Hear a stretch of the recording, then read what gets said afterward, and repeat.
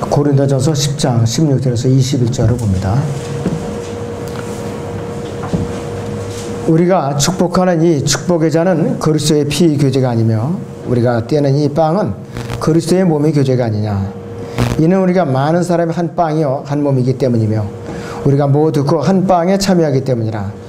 육신을 따르는 이스라엘을 보라. 제물을 먹는 사람들이 제단에 참여하는 자들이 아니냐. 그런즉 내가 무엇을 말하느냐. 우상은 무엇이며 또 우상들에게 바친 제물은 무엇이냐.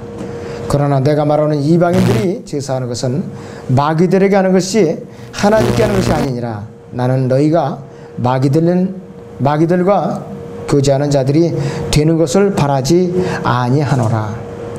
너희는 주의 잔과 마귀들의 잔을 함께 마실 수 없으며 너희는 주의 식탁과 마귀들의 식탁에 함께 참여할 수 없느니라. 이렇게 말하고 있습니다. 오전의 주제는 우상은 무엇이냐입니다. 우상은 무엇이냐. 앞으로 이제 며칠 앞두고 이제 구정 설날이 돌아옵니다. 일주일 내내 지금 아주 사람들이 들떠 있어요. 물가도 지금 굉장히 폭등했고 고깃집마다 난리예요. 그냥 저거느라고. 그리고 또 두 번 있죠. 추석 명절하고. 민족 전체가 우상숭배에 정신이 팔려서 마음이 들떠 있다 이것이. 믿는 사람이나 믿지 않는 사람이나 모두 다 정신을 차리지 못하고 있어요.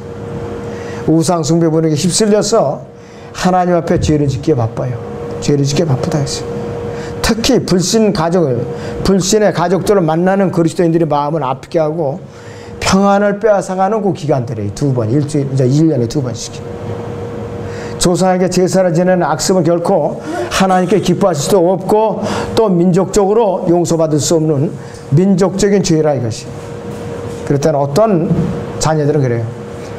아빠한테 얻어 터질까봐 제사를 안 지내면 설사가 난다고 핑계대고 슬쩍 피했다. 그런 아들, 학생들도 있어요. 그래서 너 참 기특하다. 그렇게 해서라도 내가 우상숭배를 일단은 절은 안 해야 된다 그랬어요. 힘으로는 안 되고 아빠한테 말로도 안 되니까 그렇게 해서 제가 피했습니다. 그러더라고요. 그래 참 잘했다. 내 위로해 줬어요. 오죽하면 그랬겠느냐 했어요. 근데 대부분의 사람들이 어때요? 쓱 눈치 봐가지고 같이 넙죽 엎드린다 이것이요. 같이 교회에 가서도 그렇고 믿지 않는 자나 믿는 자나 뭐가 다를 게 뭐가 아니냐. 다 마귀 숭배자지. 이사야서 42장 8절에서는 이렇게 얘기하고 있어요. 이사야서 42장 8절 보세요.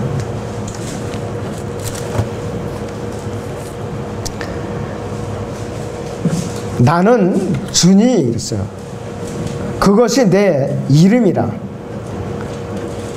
나는 내 영광을 다른 자에게 내 찬양을 새긴 형상에게 주지 아니하리라. 이렇게 경고했어요. 우리나라의 관습상이요. 조상의 위로 3대 이상 5대까지 제사를 지내야 되고 5대까지. 조상 이름도 기억 못해요. 5대까지 되면 3대까지는 그럭저럭 기억이 된다 이것이. 이 3대에서 5대까지 조상의 제사를 주관하는 종갓집 며느리는 참 죽을 고생해졌네. 제상 차려드리느라고. 숭고를 겨를도 없어요. 산소가 한두 군데래죠. 그냥 산에 가면 골짜기 하나가 다 차지할 정도로요. 그거 한 번 이렇게 풀을 한번 사초를 하려면 풀을 한번 깎아대려면 아주 중노동이에요. 중노동이더라고요. 그런데 이렇게 수고하고도 우상숭배가 얼마나 가증스러운 죄인가를 우리는 확실히 알고 동참해서는 안 되겠다 이것이에요. 제가 이 주제로 지금 한 거의 4-5번째 다루고 있어요. 왜? 1년에 2번씩 다뤄오니까 안 할 수가 없다 이것이. 우상숭배는 하나님을 거역하는 죄예요. 하나님을 거역하는 죄. 고린도서 10장 14절에서 18절까지 주제가 그것이에요. 주의 만찬 때도요. 하나님께서 뭐라고 우리에게 경고하시는가. 고린도전서 11장 27절을 보겠습니다. 고린도전서 11장 27절을 보겠습니다. 여러분들. 네. 자, 거기 보시면 이렇게 경고하고 있죠. 그러면은 누구든지 합당치 않게 이 빵을 먹고 주의 이 잔을 마시는 자는 주의 몸과 피에 대해 죄를 짓는 것이라 이렇게 이제 말씀을 하고 있어요. 또 29절에서는 이는 주의 몸을 분별하지 못하고 합당치 않게 먹고 마시는 자는 자신의 저주를 먹고 마시는 것이기 때문이라 이렇게 말씀을 하고 있어요. 이 두 구절과 고린도전서 10장 16절에서요. 우리가 축복하는 이 축복의 잔은 그리스도의 피의 교제가 아니며 우리가 떼는 이 빵은 그리스도의 몸의 교제가 아니냐 이렇게 반문하고 있어요. 하나님과 바른 관계에 있지 않으면서 주님의 몸을 분별하지도 못한 채 이 잔을 마시고 빵을 먹는다면은 바로 자신의 저주를 먹고 마시는 것과 똑같다 이것이 바로 명백한 죄악이라 이것이. 그래서 이 고린도서 10장 16절에서 그리스도의 몸은 십자가 2000년 전에 갈보리 십자가에서 실제로 손목과 발목에 못이 박고 옆구리에 창에 찔려서 숨을 거두신 예수 그리스도의 실제적인 몸이 아니라 이것이에요. 그리고 이 축복의 잔은 예수님께서 갈보리 십자가에서 흘리신 문자 그들의 실제적인 그리스도의 피라고 말씀하신 적도 없어요. 그리고 우리가 떼는 이 빵도 십자가에 달려서 숨을 거두신 그대로 실제적인 그분의 몸이라고 말씀하신 적도 없어요. 상징적이었어요. 그리고 갈보리 십자가에서 흘리셨던 실제적인 피는 땅으로 흘려내렸다 이것이. 배너라는 영화에서 보니까 뭐 어떻게 피를 어떻게 묘사하나요? 조그만 도랑이 있더라고요. 그걸로 물이 이렇게 조로록 흘러내리는 걸로 다 묘사했어요. 그것도 틀린 거예요. 예수님의 흘리신 피는 우주적으로 동시에 흘려놓은 피예요. 우주적으로. 어떻게 또랑창에만 그렇게 지하적으로 흐르나 이것이에요. 물론 영화 감독이 지혜 그 방법밖에 없었을 것 같아요. 그 사람의 그 생각과 지혜로서는. 우주적으로 동시에 흘려놓은 피라 이것이에요. 하여튼 그래도 열심히 잘 만들었어요. 또 고린도서 10장 16절에서 이 축복의 잔은 그리스도의 피의 교제라고 말씀하셨고 그 다음에 이 빵은 그리스도의 몸의 교제라고 말씀하고 있어요. 그래서 그 고린도서 10장 17절을 다시 봅니다. 이는 우리 많은 사람이 한 빵이요 한 몸이기 때문이며 우리가 모두 그 한 빵에 참여하기 때문이라 이렇게 말씀을 하고 있어요. 그리스도의 몸 십자가에 달렸던 그리스도의 실제적인 몸이 아니라 믿는 성도들이 그리스도 안에서 형성하는 새롭게 태어난 그 몸을 가르치는 것이 한 몸이라는 그거라 이것이. 근데 어떤 그 장면을 보니까 TV에서는 장면을 보니까 오병이어의 기적을 갖다 흉내내고 있더라고요. 빵을 쪼개갖고 조각조각 내갖고 그걸 한 조각씩 모으는 걸 갖고 오병이어에 동참한다 이랬는데 뭐가 빗나가도 한참 빗나간 짓을 하고 있는 거예요 사람들. 거기는 그 감독이 모르고 카톨릭 거를 그대로 갖다가 흉내를 내고 있더라고요. 그러면서 일반적인 빵에다가 성만찬은 영적인 의미를 더 거기다가 더했기 때문에 의미가 더 깊다 하면서 딴짓을 하고 있어요. 너무나도 잘못된 일이라는 것이. 그걸 또 보는 사람들이 영향을 받지 않겠어요. 또 잘못된 영향을 받을 거라 이것이. 그래서 주의 만찬은 그리스도의 피의 교제요 그리스도의 몸의 교제라고 했는데 주의 만찬에 참여하는데 자신이 합당한가 여부는 전적으로 그 사람의 양심 문제예요. 아무도 알 수 없어요. 그 사람의 양심의 문제이기 때문에. 그 주의 만찬에 참여하는 자신이 합당한가 여부는 전적으로 그 사람의 양심에 달려있기 때문에 만약 자신이 합당하지 않다고 생각하면은 먼저 자신의 양심을 성결케 한 다음에 참여하는 것이죠. 그 구원받은 그리스도인이라고 할지라도 자기가 출석하고 있는 교회에서 어느 주의 첫날에 주의 만찬을 갖기로 날에 정해져 있다면은 자신을 돌아보고 죄를 자백하고 예수 그리스도의 피로써 자신을 정결케 하고 진리의 말씀으로 자신의 주의 만찬에 참여해서 합당한가 마음으로 준비하는 것이 성경적이에요. 마음으로 준비하는 것이. 자, 고린도전서 8장 7절을 보겠습니다. 고린도전서 8장 7절을 보지요.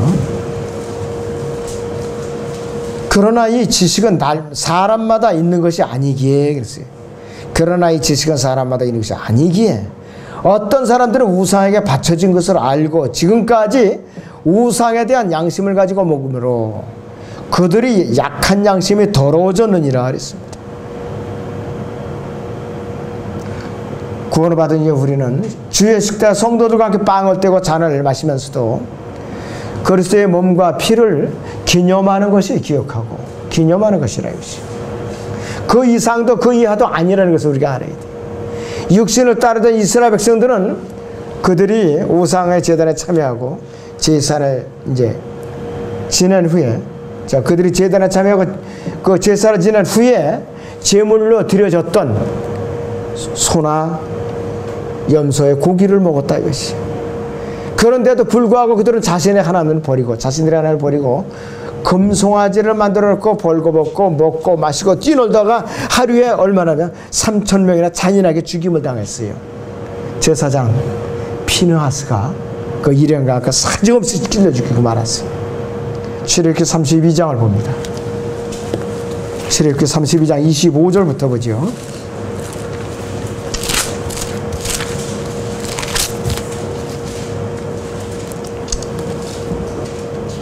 모세가 보니 백성이 벌거벗은지라 이는 아론이 그들로 벌거벗게 하여 그들이 원수들 가운데 수치가 되게 했습니다.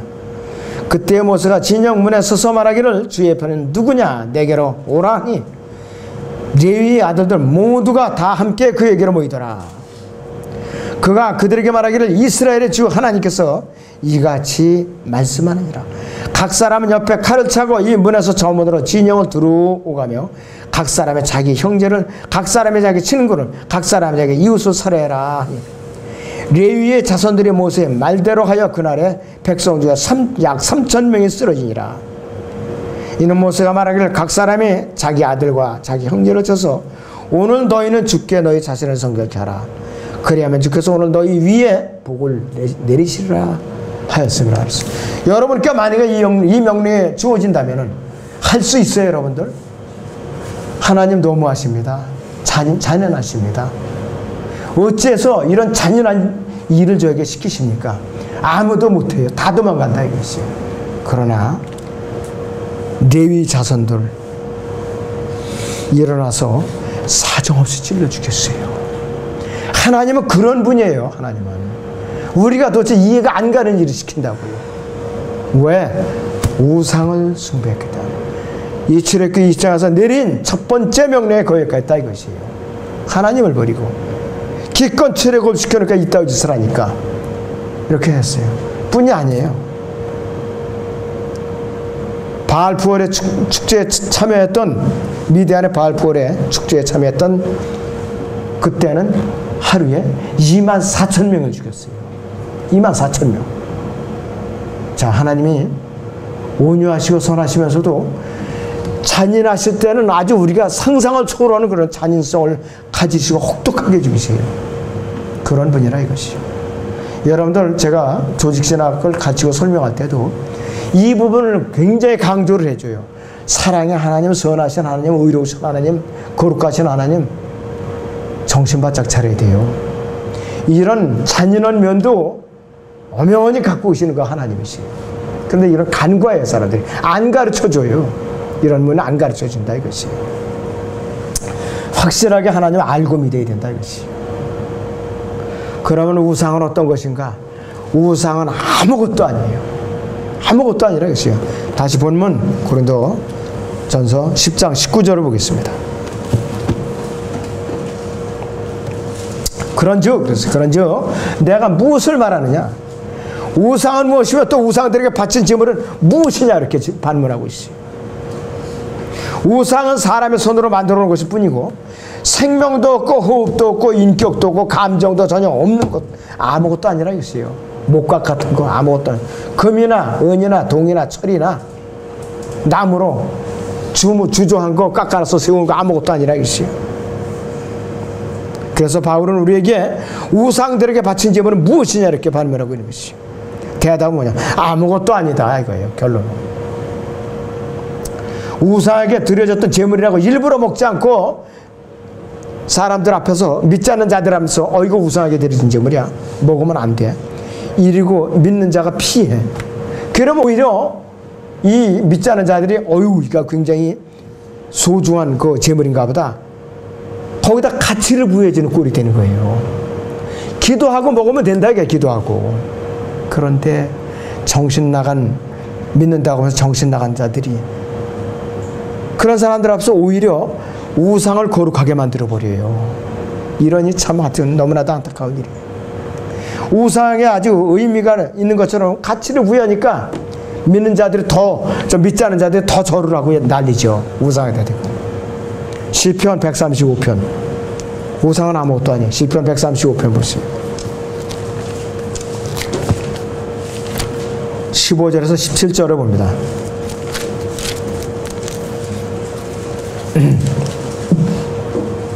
이방의 우상들은 은과 금이며 사람의 수공물이라 그랬습니다. 그것들은 입이 있어도 말하지 못하며 눈이 있어도 보지 못하고 귀가 있어도 듣지 못하며 그들의 입에는 아무런 호흡도 없도다. 그것들을 만드는 자들은 그것들과 같으며 그것들을 신뢰하는 모든 자들도 그러하도다 그랬어요. 만드는 자들도 신뢰하는 자들도 똑같아. 이게 우상하고. 하나님께서는 우상 숭배를 절대로 용납하지 않으세요. 제사 음식을 차려놓고 죽은 조상에게 제사를 지내는 것, 하나님을 모독하는 민족 중에 가장 큰 죄악이에요. 우리나라가. 제사를 지내는 사람 자체를 하나님께서는 우상으로 간주하셔요. 제사를 지내는 사람 자체를. 우상 섬기는 모든 사람은 하나님 앞에 큰 수치를 당하게 만들으신 거예요. 이사야서 44장을 보죠. 9절에서 11절을 보세요.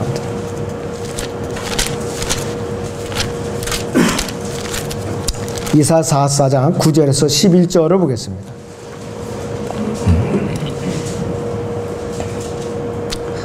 색인 형상을 만드는 자들은 모두 다 허망하도다 그랬습니다. 그들이 기뻐하는 것들은 유익하지 못하리니 그들이 그들 자신의 증인들이라. 그들은 보지도 못하고 알지도 못한 수치를 당하리라.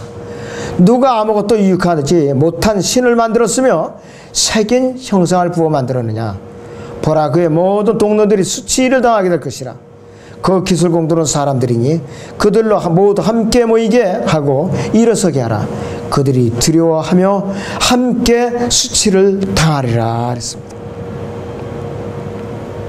그 12절 보면 집게를 가진 대장장이는 숯불에 가공하여 망치들로 그것을 치고 그의 팔힘으로 그것을 만드나니 실로 그는 줄이고 힘이 빠지면 물도 마시지 못하여 기진하는도다 했습니다. 우상을 만드는 자들이 아주 기진맥진하는 거예요. 지쳐가지고. 그걸 갖다가 그냥 절을 하고 제사를 차려는 거예요. 안 되는 것이에요. 그리고 제사를 지낼 때 북쪽을 향해서 제사를 차려놔야 되고, 그것도 저녁에 밤에 이제 조상신이 들어오는 걸 기다려야 된다면서 0시쯤 기다려야 또. 그래갖고서 와서 수라를 이제 그걸 음식을 드셔야 되면서 밥을 이렇게 거기다가 숟가락을 꽂아놓고 그러죠. 이렇게 하면서 떠서 이렇게 몇 번 치고 이제 그런다고.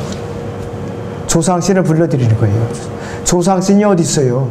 구원받지 못하는 지옥에 갇혀있는데 어떻게 들어오냐 이거예요. 제사를 받아 먹으러. 정신 나간 짓을 해서는 안 돼요. 여러분은 행여나 며칠 있다가 가족 친지를 방문할 때 거기에 절대로 동참한다면은 하나님을 대적하는 것이에요. 하나님을 대적하는 것이에요. 그래서 이방인들의 제사는 마귀들에게 지내는 것이라고 분명히 여기서 결론을 내리고 있어요. 고린도서 10장 20절을 봅니다. 고린도전서 10장 20절 보세요.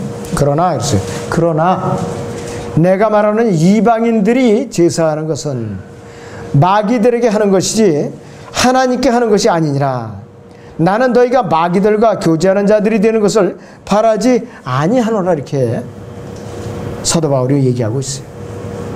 그래서 이 그리스도인이 이방인들이 제사에 참여하는 것은 큰 죄악이라고 했어요. 하나님을 대적하는 죄예요. 그리스도인들이 진정으로 하나님을 두려워한다면은 어떻게 마귀들과 교제를 할 수가 있는가? 해서는 안 되죠. 해서는 안 돼요. 고린도후서 6장 15절부터 보겠습니다. 고린도후서 6장의 15절부터 보죠. 그리스도가 그리스도가 벨리알과 어찌 조화를 이루며 또한 믿는 자가 믿지 않는 자와 어찌 어떤 부분을 같이 하겠느냐. 하나님의 성전과 우상들이 어찌 되겠느냐 했어요. 이는 너희가 살아계신 하나님의 성전임이라 했습니다. 마귀에게 그리스도인 이방인들의 제사는 마귀들에게 지내는 것이라 이것이. 더군다나 믿는 자가 같이 엎드렸다면 그거는 사람 취급을 해서는 안 돼요.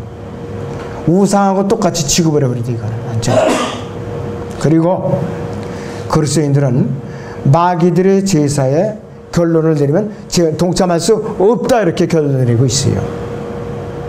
고린도전서 10장 21절을 봅니다. 너희는 그랬어요. 너희는 주의 잔과 마귀들이 저랑 함께 마실 수 없으며 너희는 주의 식탁과 마귀들의 식탁에 함께 참여할 수 없느니라 이렇게 결론을 내리고 있어요.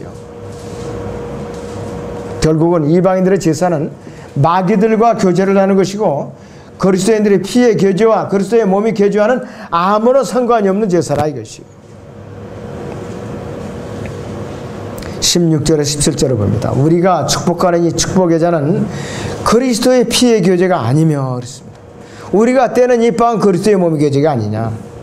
이는 우리 많은 사람이 한 빵이요 한 몸이기 때문이며 우리가 모두 그 한 빵에 참여하기 때문이라 이렇게 말씀을 하고 있어요.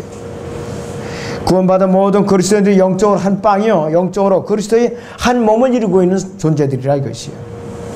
그리고 주의 만찬에서 영적인 그리스도인 몸과 영적인 그리스도의 이제 피를 나누고 있다 이것이. 에베소서를 잠깐 볼까요? 4장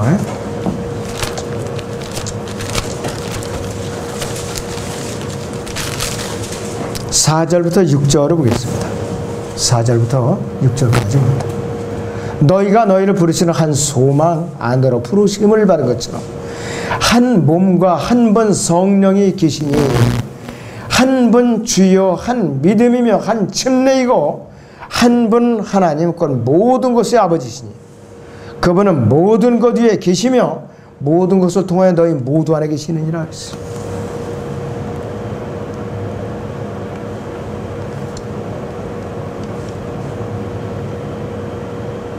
주의 몸은 구원받은 모든 그리스도인들이 그리스도 안에서 영적으로 형성하는 한 몸이라 이것이. 그리고 죽은 몸이 아니에요. 그리스도의 몸이라는 것은 살아서 움직이는 유기체예요. 몸의 구속을 받을 그때까지 이 몸은 어떻게 해요? 사람들이 몸이 자라나듯이 자라고 있어요. 계속 자라나고 있어요. 거기 에베소 2장 보세요. 또 건축물을 지어가듯이 계속 지어져 가고 있다 이것이에요. 에베소 2장 21절 22절을 보세요. 그분 안에서 건물 전체가 함께 알맞게 맞춰져 주 안에서 거룩한 성전으로 자라가며 그랬습니다. 또한 그분 안에서 너희도 성령을 통하여 하나님의 것처럼 함께 지어져 가고 있는 것이라 그랬어요. 고정된 몸이 아니에요. 그런데 죽은 몸은 자라는 건 고사고 썩어서 무너져 내리기 바쁘다 이것이에요. 그것이 우상이에요. 바로 우상이라고 그랬어요.